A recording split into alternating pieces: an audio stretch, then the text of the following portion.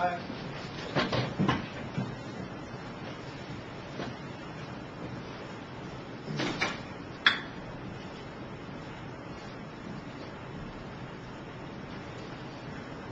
be seated. The next case we have is J.A. Ward Sales Inc. versus Commercial Casework. Take the seat whenever you're ready. Good morning, Your Honor. My name is Michael Bolas. I represent the appellant, J.A. Ward Inc. I'd like to reserve 5 minutes of my time. Okay, I'll try to remind you, but not to remind you. Thank you, Your Honor. This is an appeal of final judgment awarding attorney's fees. But it's important to look at the basic underlying case, or initial case. It's a breach of contract case. And in that case, the plaintiff had the burden of proving the elements of that cause of action. That there was a contract, that it was breached, and that there were damages. And on each of those issues, the plaintiff prevailed. In fact, the plaintiff prevailed on every issue, every legal issue in the case. The order, the judgment awarding fees, the trial judge even said so. The plaintiff is the prevailing party. There was no dispute as to the basic lodestar amount of the fees that the plaintiff's counsel sought. It was not disputed, not contested by opposing counsel, and appears as the basis, the starting point for the award of fees. And that's where things sort of run off track. The trial judge, in an abuse of discretion, reduced the fees, as he states in his judgment. Well, you don't deny that the court can, to some extent, consider the results in the award of fees. The test set forth in the Florida, the famous Roe case, the test in that case is that in adjusting fees, the court's discretion is circumscribed by certain facts or circumstances of the case, such as if there are claims upon which you prevail and claims upon which you don't prevail, what are the most significant claims. There's a process for going through that rationale. Okay, I'm trying to understand your position. Is it your position that the only thing you can consider when you're looking at results is if there's more than one count or one claim that you don't prevail at all? That's the only thing you can consider, not the extent of your recovery? The extent of the recovery is a facet of the competing claims. The Florida Supreme Court states in the Roe case that if you have claims that are different and you recover only on one and not on the other, the significant issues in the case is what the trial judge must look at to determine whether all of your fees should be awarded. Clearly, if you don't prevail on, say, count 2, in the time he's been working on count 2, it should not be part of your attorney's fee award. Okay, but I guess that's my question. I think you're kind of walking around it a little bit. Is it your position that the only thing the court can consider is whether you prevail on each claim, not the extent you prevail on any claim? Correct. It's not the amount of damages you recover, because one of the elements of the cause of action, breach of contract, is were you damaged. These are direct damages, not special consequential damage. Well, how do you do the shipwatch case? It's cited in both parties' briefs, I believe. It appears to me that in that case there was only one claim of the mechanics lien case, and the court seemed to indicate, even though there was recovery, that the trial court could consider the extent of the recovery. Now, obviously, that it doesn't come out totally and say it. It appears that there was only one claim in that particular case. Well, in the shipwatch case, the plaintiff did not prevail on all of his claims. Where in that case did he say that? I'm sorry,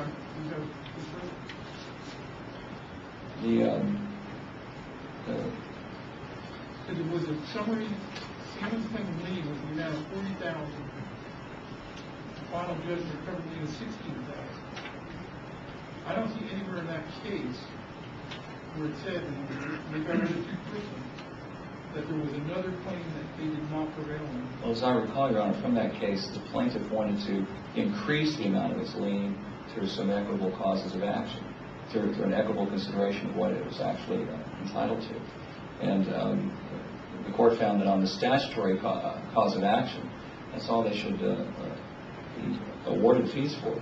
In fact, they... Backtracking to the road case, I guess it's in that Supreme Court case, on the train case, didn't our Supreme Court hold in road once the load star is calculated, the trial court can subtract or add to the amount based on either contingency risk or results obtained?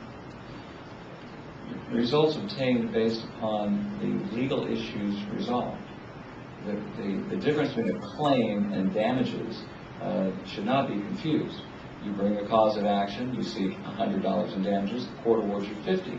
That doesn't mean that you lost half the case. But you do agree that the great man of this case rests on the results obtained? I'm sorry, which case? Of this case. The results obtained in this case was that the plaintiff prevailed on every legal cause of action. The amount awarded in damages is not what the Roe case talks about. The Roe case talks about, did you prevail on the legal issue?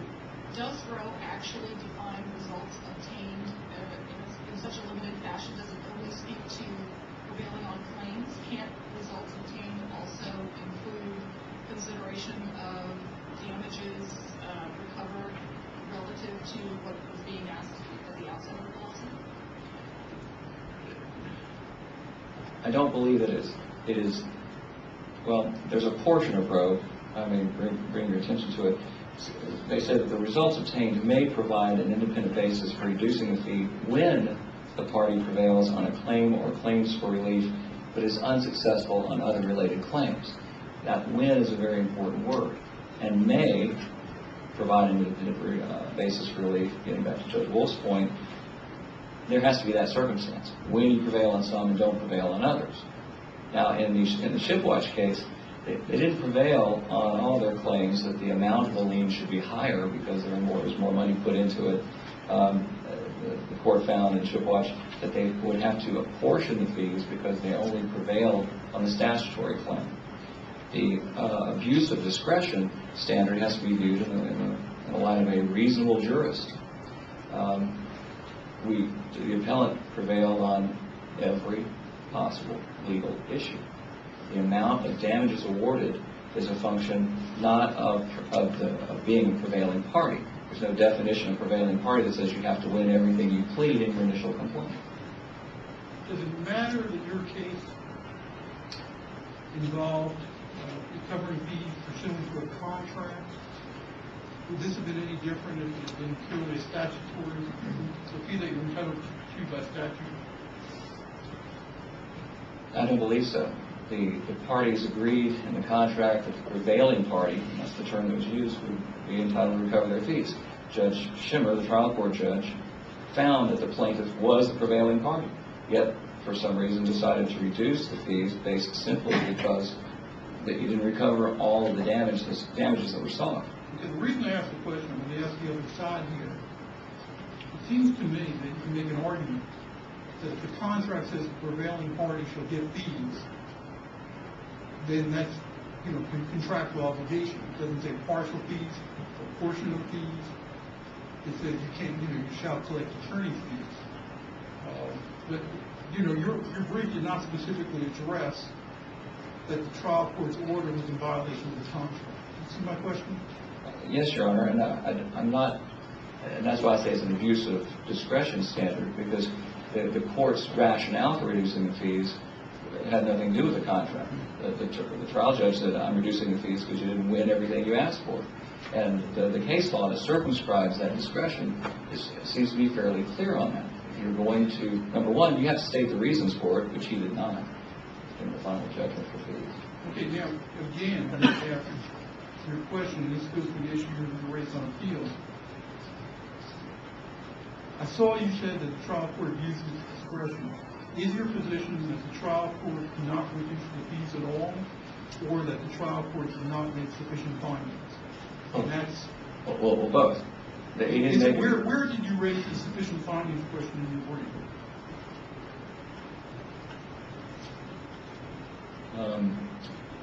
Let's see, actually in the page 9, just before the conclusion of the initial brief, failed to explain the reduction in fees and abuse its discretion. The Counsel, if the contract agreement provides a third party entitled to a reasonable attorney fee, can the trial court consider the result of paying the reasonableness of the fee? Well, that didn't happen in this case. The trial court determined that the lodestar figure, what was presented by plaintiff's counsel, was a reasonable fee. He didn't reduce it because it was unreasonable. In fact, it was not contested. It was agreed, this is the starting point, and then the judge deviated from that on the basis of the amount awarded in the final judgment, without giving any explanation as to, in fact, contradicting when he says the plaintiff was the prevailing party. It was the prevailing party on all of the issues. So according to Roe, according to the second DCA, if you're the prevailing party on all the issues, you're the prevailing party, you should be entitled to your fees. Is the amount recovered never relevant to that calculation? Well, it's certainly not relevant in this case, but Under normal circumstances, is it ever relevant? apparently in Shipwatch they thought it was fairly relevant because they were able to parse out, under the Roe test, parse out portions that the party, ostensibly prevailing party, did not actually prevail on. On appeal, they said, well, we're going to portion your fees because you didn't prevail on all the issues, and they went to certain pains to point out the issues they didn't prevail on. The trial court judge in this case didn't point any of that out. It's not in the record. You're down to 4 minutes. We're answering questions, so can you interrupt me? Thank you. Please, the court. I'm Hank Holbrook, here on behalf of Commercial Casework. The claim that the appellant prevailed on all the legal issues in the case is simply not true. The final judgment awarding the attorney's fees specifically found that they claimed at trial, the appellant claimed $184,733. And that was not just in the complaint. The complaint actually saw $251,000, but the final argument, the written final argument submitted by appellant claimed it $184,000. The award was $25,000, which was 13.5% of the damages claimed. The award on attorney's fees contains these findings that the appellant partially prevailed in its claim against commercial. Partially prevailed in its claim, but there were not two separate claims as counsel. It depends on whether you're calling cause of actions or whether you're causing claims. There was one claim. There was a dispute over how gross margin was to be calculated, and historically, my client had provided spreadsheets calculated using manufacturing overhead at 5%. GAAP accounting would require that you use actual manufacturing overhead, which was 20 to 25%. Okay, they weren't on that issue. Yeah, I'm sorry.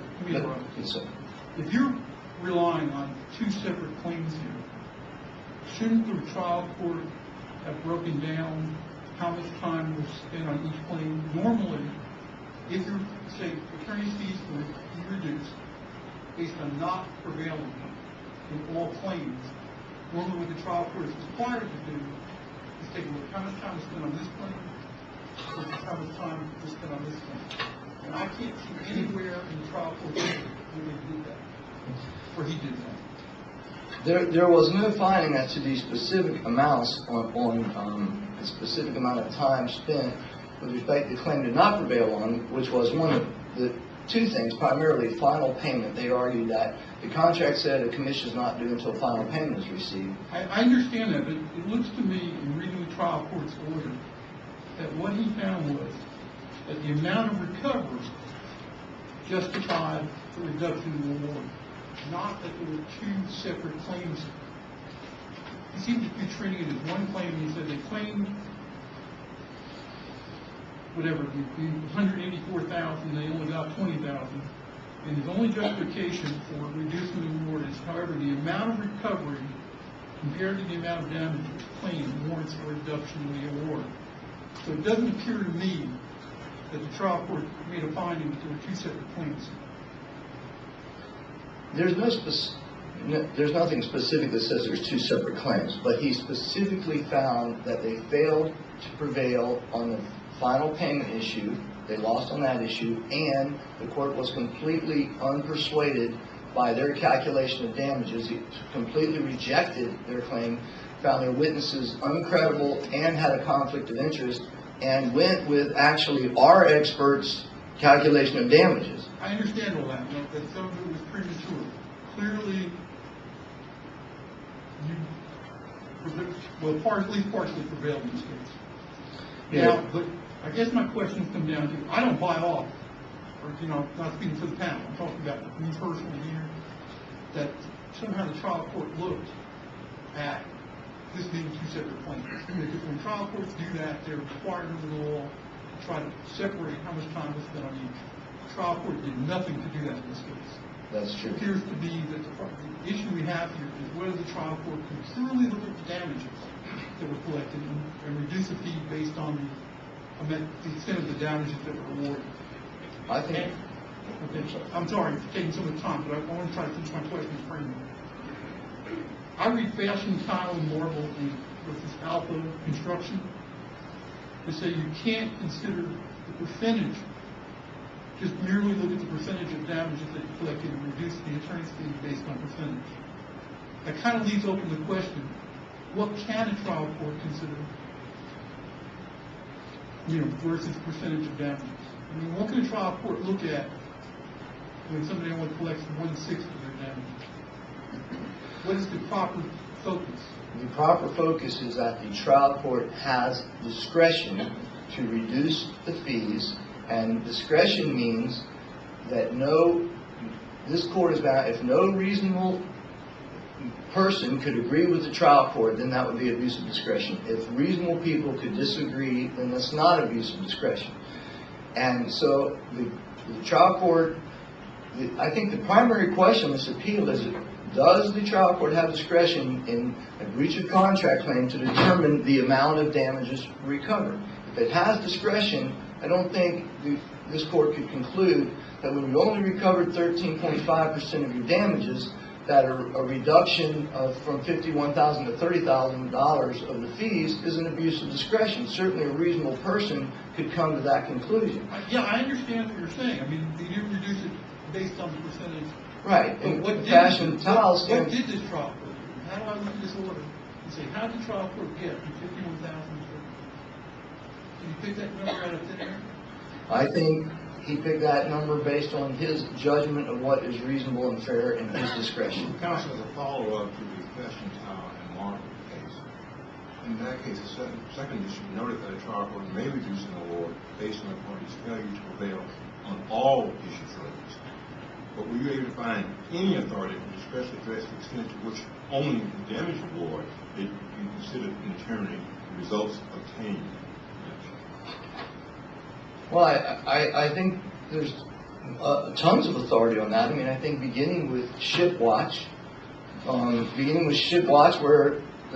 that's out of the first district, where there was 40,000 sought, 16 obtained. This court ruled it was error not to adjust the fee based on the amount recovered. That's authority. There's Road, which specifically the Supreme, one of the factors is the amount and the results obtained. That comes out of Roe and specifically states you can adjust the lodestar based on. Where was the only factor that the trial court considered in determining the results obtained? Well, the trial court, once the trial court determines the lodestar fee, it has discretion to reduce that amount based on an unsuccessful result, based on the extent of success. And that is clearly the reason why the trial court reduced this award. It said, $187,000 you lost on the final payment issue. The trial court rejected your arguments regarding calculation of damages, found your witnesses not credible. In light of that, I think this award should be reduced by $20,000 in the exercise of my discretion. Do you think do you believe that the other side has sufficiently raised the question of whether the order was insufficient on its face? No, I don't think, I mean, the order contains the findings. I don't think that's sufficiently raised. I mean, the order says, it cites the amounts of the recovery. It cites that I have considered the relationship between the amount awarded and which is findings that this court specifically said is required to be made. I understand that. Okay, but let's assume for a second that they did sufficiently raise the question of whether the order was sufficiently detailed. How can I look at this order and determine how the trial court determined to go from 51,000 to 30,000 versus going 51,000 to 25,000 or 51,000 versus 20,000? Is it just a crapshoot? I mean, how do I review that? Or how do we review that? You have to ask yourself, could a reasonable person have come to the conclusion that the trial court made? Would a reasonable person, could they have concluded that in light of this result, that reduction in the lodestar figure should have been made? And if your answer to that is a reasonable person could have come to that conclusion, then you've got to affirm the trial court. That's the analysis. I mean, in the exercise of discretion, I don't think, I mean, the trial court doesn't necessarily have to, I mean, the only question is it reduced? Is it a conclusion that could be reached by a reasonable person? What if the trial court disorder said 10,000? Well, then again, you're faced with the issue of could a reasonable person have come to the conclusion that that is a reasonable reduction in light of the results obtained? That's your analysis. That's what you have to determine. But it has been held, I mean, in the fashion tile and marble case, that doing that based solely on the difference between the amount recovered and the amount requested, that doing that is an abuse of discretion. Quote, prevailing party should not be punished merely for failing to recover the entire amount which was claimed in good faith to be due. Well, isn't that what happened here? Yeah, I mean, there's some language in fashion tile that appears to contradict other language in fashion tile. I mean, fashion tile says clearly in determining whether lodestar should be adjusted, the trial court does have discretion in addition to considering successful and unsuccessful claims to consider an exceptional result and an unsuccessful result. It says the trial court may consider the result obtained by the verdict in terms of the potential damages available. What it really says, they don't have findings. I mean, I think if the mere fact that an award is not exactly what's claimed may not necessarily rise to warrant a reduction in the award. But when you ask for a fees, but when you ask for $187,000, you get 25, you get 13% of what you asked for, and the court specifically rejected significant arguments that you made during the trial, and then I think that's a sufficient basis to reduce the award. So what you're saying is the trial court in this case had other factors that came into the calculus, shall we say, on reducing the fee. So you're saying that it wasn't only based on the lower recovery. What it cites in its order, it cites that the lost on the final payment argument, the court completely rejected all their evidence regarding calculation of damages, and the court found their primary witness to have a conflict of interest and have no credibility. And the amount sought 187 and only 25 was awarded. All of those are the factors specifically cited in the award by the trial court to justify its reduction in fees. Let me ask you this. We get all kinds of contract claims for attorney's fees and prevailing parties. Usually, the trial court makes a finding that meets a prevailing party. We just award fees. Does it make a difference if this is a contract claim versus a statutory claim for attorney's fees? I don't believe there's any difference in what the law requires as far as the determination of fees. I mean, there's no explanation in Roe or any of these other cases that I've read that said if your fees are based on a contract, you determine them this way, and if they're based on statute, you determine them that way. I've never seen or come across any law in connection with this or any other time in my practice that says they're different. I mean, when you say attorney's fees, we can recover attorney's fees, it means a reasonable fee, and that fee is to be determined by the trial court, based on Roe and the law as to how a court is to make the determination as to what a reasonable fee should be.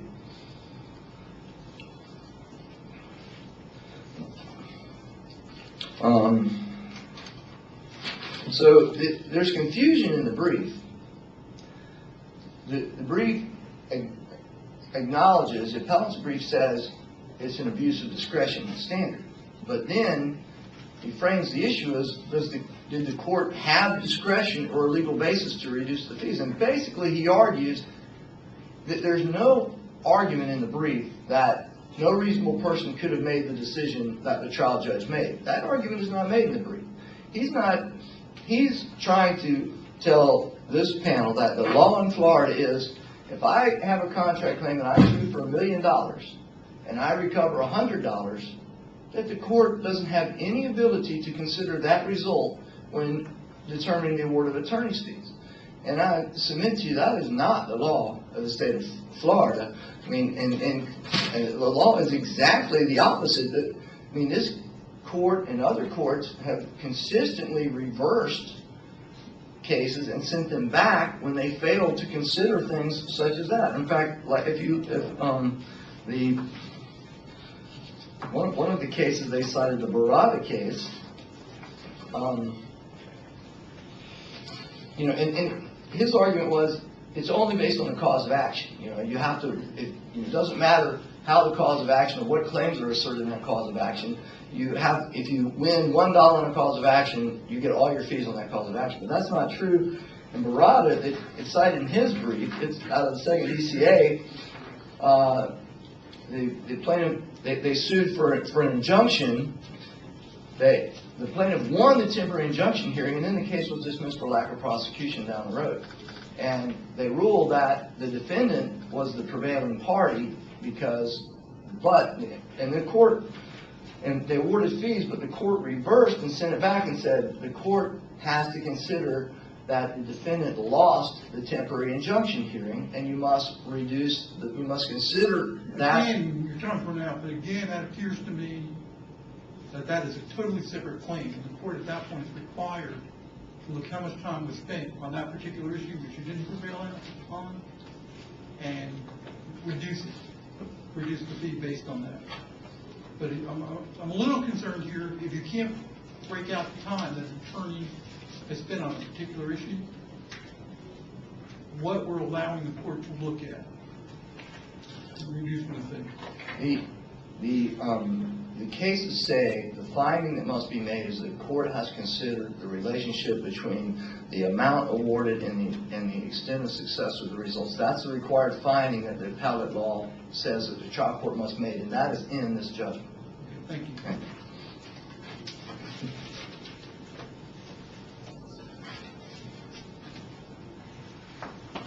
Apparently there's still some confusion over claim and evidence supporting the claim.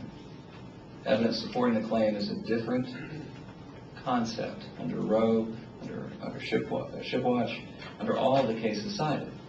You have a breach of contract claim. You've got elements to prove. The trial court says, well, I don't think you're entitled to all the damages. You prevailed on the issue of breach. You prevailed on the issue of damages.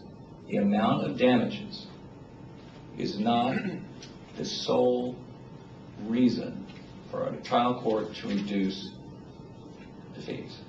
The reason for that is... But it is a consideration. It's a consideration, but it's not reasonable to rely solely upon that if all the other factors fall in favor of the plaintiff, as in your contract cause of action, which is the claim. The claim is... What if you'd recovered $1 here? Would you still be entitled to a $50,000 attorney fee? I would think we'd be entitled to a $50,000 attorney fee, because Roe, Shipwatch, the second DCA, they all say that if you prevail on your claim, that you are entitled to recover your attorney's fees. Prevailing party. If we look at the order, the judgment signed by the trial judge, he says the plaintiff was in fact the prevailing party on that issue, and should future final payments be received by commercial, Ward may be entitled to commissions calculated by the means advocated by Ward, the plaintiff, and accepted by the court. Now, when we talk about the separate claims, there are no separate claims. There's one claim. The plaintiff prevailed on it. How's the trial judge going to break that out?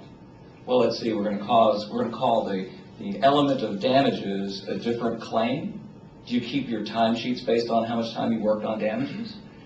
You're going to trial. Do you keep separate timesheets on each element of your cause of action so that you can convince the trial judge, well, we didn't do so well in that element of our cause of action, so this is our time for that. And you can reduce that specifically.